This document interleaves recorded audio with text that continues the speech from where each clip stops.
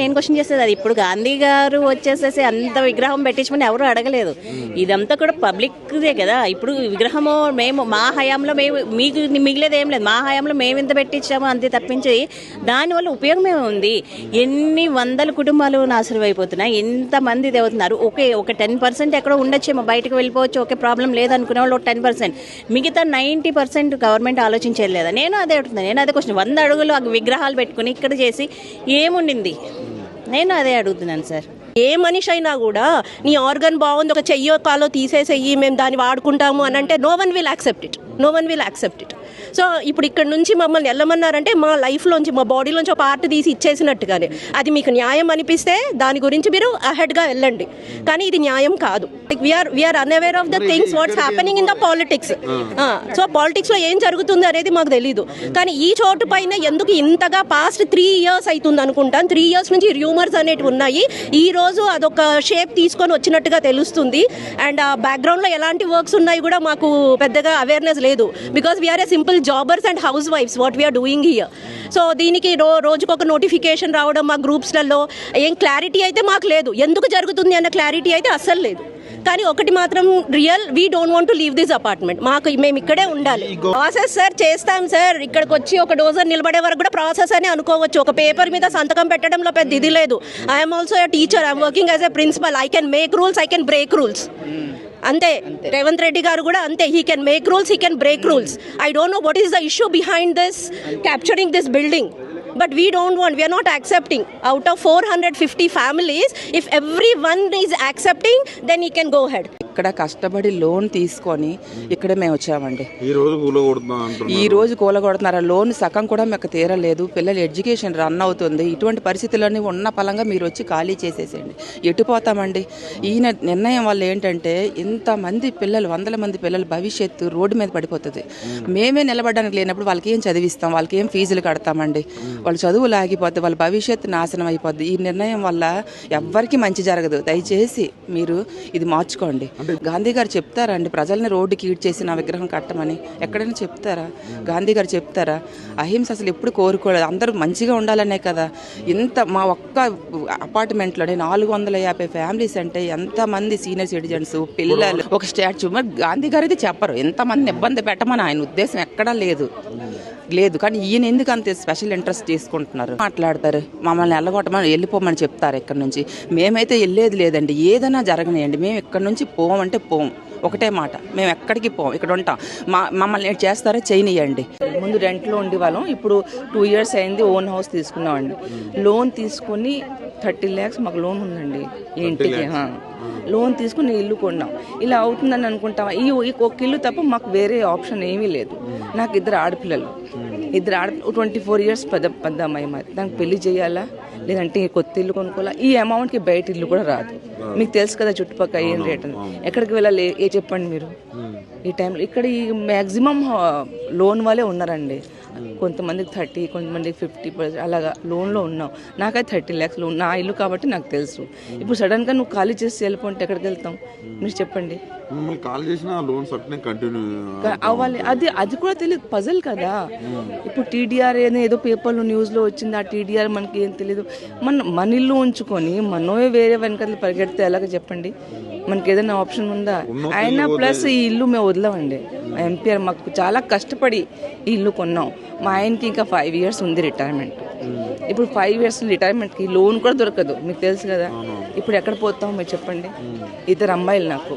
పెళ్లి చేయాలా, ఏం చేయాలా, చదివించాలా? ఇమోషనల్. 1 year నుంచి నిద్ర లేదండి. ఇప్పుడు సడన్ గా ఖాళీ చేయమంటే ఎక్కడ వెళ్తాం? ఏమో, ఇంకా ఇంత ప్లేస్ ఉంది, చేసుకోండి మీరు డెవలప్. మేమే మీకు హెల్ప్ చేస్తాం ఏదన్నా చేయాలి అంటే. ఒక అపార్ట్మెంట్ తీసేసి మీకు ప్రైవేట్ ప్రాపర్టీ కడతారు. ఏంటి కడతారు? ఇక్కడ హోటల్స్ గిట్ట కట్టుకుంటారు. ఏం లాభం చెప్పండి? రోడ్లు వేసి ఏం లాభం చెప్పండి? 450 flats అండి. ఎక్కడ పోతాం? సడన్ గా వెళ్ళిపోతే ఎక్కడికి వెళ్ళిపోతాం చెప్పండి? అందరు అఫోర్డ్ చేయలేరు కదా. అందరు మాక్సిమం 90% మిడిల్ క్లాస్ వాళ్ళు ఇక్కడ. లేదండి, నేను ఇక్కడ నుంచి 2020లో వచ్చాను. నేను 2020 అరౌండ్ అలా వచ్చాను. అప్పుడు ఏం ప్రాబ్లం? 1 year నుంచి ఇది గొడవ నడుస్తున్నది. 1 year నుంచి సడన్ గా పేపర్లో నోటీస్ ఇచ్చారు. ఇల్లు పోతే మాత్రం చాలా ఇబ్బంది. మేము రోడ్లో వచ్చేస్తాం. నాకైతే రోడ్లో వచ్చేస్తాం, వేరే ఆప్షన్ లేదు. పోన్ ఒక ఇల్లు ఉంది, పోన్ వెళ్ళిపోయి అక్కడ ఉంటామంటే అది కూడా లేదు కదా మా దగ్గర. ఈ ఇల్లు తప్ప మాకేమీ లేదు. తర్వాత అక్కడ రెంట్, ఇక్కడ లోన్ కట్టలేము. ఎక్కడ వెళ్తాం? మళ్ళీ పిల్లలు 2 ఆడపిల్లలు పెళ్లి చేయాలి. విగ్రహం కోసం అంతా చేయడం అదే నేను అంటున్నాను, తప్పు కదా. ఇక్కడ నేను 15 సంవత్సరాల నుంచి ఉంటున్నాను. 2012లో తీసుకున్నాను. 12లో తీసుకున్నాను. అప్పటి నుంచి రీసెంట్గా మా లోన్ క్లియర్ అయింది. 3 years బ్యాక్ రీసెంట్గా మా లోన్ క్లియర్ అయ్యింది. ఓకే, ఓవరాల్గా ఒక ఇల్లు అనేది మనకు వచ్చింది అన్న ఆనందంలో ఉన్న ఊపిరి పీల్చుకున్న టైంలో ఒక పేపర్లో ఒక కార్నర్లో MPR A and B block notice ఇస్తున్నాము, ల్యాండ్ అక్వైజేషన్. బిఫోర్ ఏమన్నారండి, మూసీ డెవలప్మెంట్. ఇది నెక్స్ట్ ఓకే, మూసీలో ఉన్నాము, ఇది బఫర్ జోన్లో ఉన్నాము, ఓకే, వరద బాధితులు ఇబ్బంది పడతారు జనాలు, నేను వేరేది చూపిస్తాను, అది ఓకే. అందులో లేదన్నారు. ఇంకొకటి, ఇన్ని వరదలు వచ్చాయండి, దాదాపు 15 సంవత్సరాల నుంచి చూస్తున్నాం. ఇన్ని వరదలు వచ్చాయి, ఎప్పుడు కూడా మా ల్యాండ్లో కొంచెం వాటర్ చూడలేదు. మా అపార్ట్మెంట్ చుట్టూ అది మూసిని పక్కన పెట్టండి, వాటర్ అంతా అక్కడ ఎప్పుడు వెళ్తాయి? పైనుంచి మీరు డ్యామ్స్ వదిలినప్పుడే వాటర్ ఫ్లో చూస్తున్నాం. ఇంత ఇదిగా చూడట్లేదు. చిన్న వాటర్ డ్రాప్ కూడా మా అపార్ట్మెంట్లో మేము ఎప్పుడూ చూడలేదు. అదే అంటున్నాను, మా పరిసరాల్లో మేము ఎప్పుడూ చూడలేదు. అందుకని ఓకే, బఫర్ జోన్ కాదు ఇది అన్నారు, ఓకే అయిపోయింది. అంత వాటర్ ఒకవేళ ఇక్కడ వాటర్ మాకు నోటీస్ ఇచ్చారని ఎవరు చెప్పారండి? ఫస్ట్ ఆఫ్ ఆల్ పేపర్లో ఒక కార్నర్లో వచ్చాయి. తర్వాత ఆర్డీఓ గారు 1 or 2 days బ్యాక్ ఏమో మా కమిటీ మెంబర్స్కి ఎవరికి A and B బ్లాక్ వాళ్ళకి కాల్ చేసి రండి ఇది అన్నారు. అప్పుడు మాకు విషయం తెలిసింది. అది ఆ టైంలో మాకు తెలియదు. ఇండివిజువల్గా ఎవరికి రాలేదండి, ఫలానా పేరు మీద మేము ఇలా నోటీస్ ఇస్తున్నాం, ఇండివిజువల్గా ఎవరికి రాలేదు. తీసుకుంటే ఏముందండి, రేవంత్ రెడ్డి గారు అసలు ఫస్ట్ ఇక్కడికి వచ్చి చూడమనండి. 440 ఫ్యామిలీస్ అంటే ఒక చిన్న ఊరు. అదే ఇంకోటి ఇక్కడ ఉన్నది ఆల్మోస్ట్ ఉద్యోగస్తులండి. ఆయన ఆలోచన విధానం ఎలా ఉందో నేను చెప్పనా అండి. ఉద్యోగస్తులు తొందరగా బయటకు రారు, బయటకు వచ్చి వాళ్ళు అపోజ్ చేయరు. ఏంటంటే వాళ్ళ పనులు వాళ్ళు చేసుకుంటారు. ఏంటంటే ఇది అపోజ్ చేస్తూ కాదు, అపోజ్ చేస్తున్నాం అనుకోండి, వాళ్ళ వర్క్స్ జరగవు, వాళ్ళ జీవనోపాధి పోతుంది, వాళ్ళు ఎలా సర్వైవ్ అవ్వగలుగుతారు? సో ఏదైతే అయింది, వాళ్ళు కొంచెం అటు ఇటు వాళ్ళని ఇబ్బంది పెట్టినా ఇచ్చేస్తారు. కానీ అది చాలా తప్పండి. అది ఒకసారి ఆలోచించుకోవాలి, చెయ్యండి. ఇప్పుడు ఏమైంది ఇక్కడ ఎగ్జాక్ట్లీ అండి, బ్లాక్మెయిల్. ఎందుకంటే అదే పల్లెటూరుకి వెళ్ళి నేను ఈ ల్యాండ్ తీసుకుంటాను అని అన్నారనుకోండి, ఇది ఇంకోటి గవర్నమెంట్ ల్యాండ్ కాదు, పక్కా పట్టా ఉన్నది, ప్రైవేట్ ల్యాండ్. గవర్నమెంట్ ఉద్యోగులు అయితే కేసులు అయితే అని ఇంట్లో కూర్చుంటారు. లేదండి, నేను ఇప్పుడు గవర్నమెంట్ ఉద్యోగులు అనుకోండి, నేను ఈ కేసులో ఉన్నానంటే ఫ్యూచర్ ఏంటి, నా ఫ్యూచర్ ఏంటి అని బాధపడి వాళ్ళు ఒక అడుగు ముందుకు రారు. అదే పల్లెటూరులో రైతులను తీసుకోండి, వెంటనే వస్తారు, ఏదైతే అది కాబట్టి మేము జైలుకు పోతామంటారు. అది ఒకటే అండి. ఇది ఇండైరెక్ట్గా ఉద్యోగస్తులు బ్లాంకోట్, ఇక్కడ ఉన్నదంతా కూడా ఉద్యోగస్తులే. వాళ్ళు తొందరగా ముందుకు రారు, ఒక స్టెప్ ముందుకు వేయరు. కొంచెం మనం వాళ్ళను 4-5 సార్లు విసిగిచ్చామంటే వాళ్ళు ఇచ్చేస్తారు. కానీ తర్వాత వాళ్ళ బతుకులు ఏంటంటే, ఇంత 440 ఫ్యామిలీస్ అంటే నువ్వు తర్వాత వాళ్ళని ఏం చేస్తామని, వాళ్ళు ఎక్కడికి వెళ్ళాలి? వీళ్ళ వల్ల పైన ఎక్స్ట్రా ఊబర్ వాళ్ళు బతుకుతున్నారు, ఉద్యోగ అవకాశాలు లేని పిల్లలు, ఎంతమంది యువత మార్నింగ్ లేస్తే పని చేసుకునే వాళ్ళు వస్తున్నారు. దాదాపు 100 మంది ఇక్కడ మా మీద బతుకుతున్నారు. వాళ్ళందరి పరిస్థితి ఏంటండి? ఈ జీవనం వాళ్ళకే పోతుందా, మాకే కాదు కదా. అసలు తీసుకొని ఏం చేస్తారు? ఇది మేము కూడా గాంధీకి చాలా ప్రీతిపాత్రం, అందరు పాజిటివే, ఎవరేమో ఇబ్బంది కాదు. మా బాబు 10th అండి, మా బాబు ఎగ్జామ్స్ నడుస్తున్నాయి. ఒక్కడ మేము ఆ టెన్షన్ చూడాలా? పెద్దవాళ్ళకి హెల్త్లు బాగుండట్లేదు, అవి చూసుకోవాలా? మగవాళ్ళు బయటకు వెళ్ళకపోతే, ఉద్యోగాలు లేకపోతే అసలు బతకడం మేళ. ఈ టెన్షన్ నువ్వు నోటీసులు ఇచ్చాను వెనక మేము పరిగెత్తుతాము, ఏమైనా చేస్తున్నారు?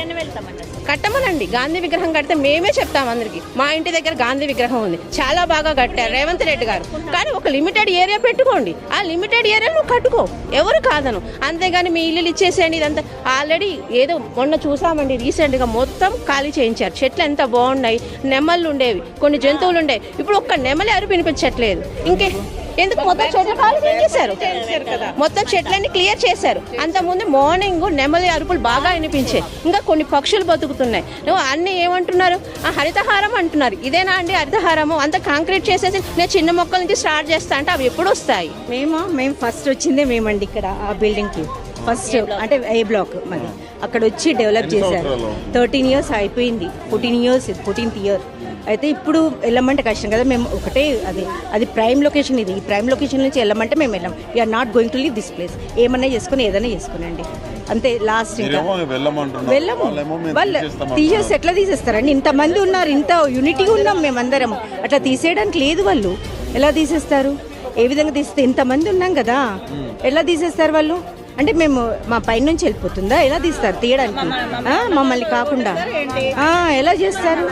అది కాదు కదా, ఇది ప్రైమ్ లొకేషన్. వాళ్ళు ఇంకా అనొద్దు, వాళ్ళకి కావాలనుకున్నారు కానీ మేము ఇయ్యం కదా. మాకు ఇంత మంచి లొకేషన్ మాకు ఎక్కడ దొరుకుతుంది? మేము డబ్బులు ఇప్పటికీ ఇంకా లోన్ పే చేస్తున్నామండి. మేము ఎలా వెళ్తాము? వెళ్ళాల్సిన అవసరం లేదు మాకు. మరి అంతే, ఈఎంఐ పే చేస్తున్నాం, ఎలా వెళ్తాము? కడుతున్నాం 13 years అయినా మళ్ళీ కట్టాలి కదా. అక్కడ పే చేస్తేనే కదా మళ్ళీ వాళ్ళు కూడా మాకు రిలీజ్ చేస్తారు. లేదండి, ఇంకెక్కడా లేదు. మేము మాది ఇక్కడే తెలంగాణని, కానీ ఇంకో ప్లేస్ మేము తీసుకోలేదు. ఇది ఒక్కటే ఉంది మాకు, అదొకటే ప్లేస్, అదొకటే ఇల్లు, ఫ్లాట్, అది కూడా అపార్ట్మెంట్, ఏదో విల్లా అవన్నీ కాదు, జస్ట్ అదొక్కటే ఉంది మాకు. మేము వెళ్ళలేము ఎక్కడికి, ఇక్కడ ఏరియా అయినా మేము వెళ్ళలేము. ఇదే మాకు కావాలి అంతే. మాకు ప్రైమ్ లొకేషన్ ఇది, మేము వెళ్ళాము ఇక్కడ నుంచి. ఏదైనా చేసుకోండి, వాళ్ళ ఇష్టం చేసుకుంటే. ఫస్ట్ చూసాము కేసు, అప్పుడేం లేదు కదా. అంటే జస్ట్ అయినా బాబు ఘాట్ అక్కడిని డెవలప్ చేస్తామన్నాడు కేసీఆర్. తర్వాత ఈయన వచ్చేసాక మొత్తం తీసేస్తామంటే ఎలా ఒప్పుకుంటాం? How we have to agree for that? We don't want accept it. అస్సలు మేము యాక్సెప్ట్ చేయము.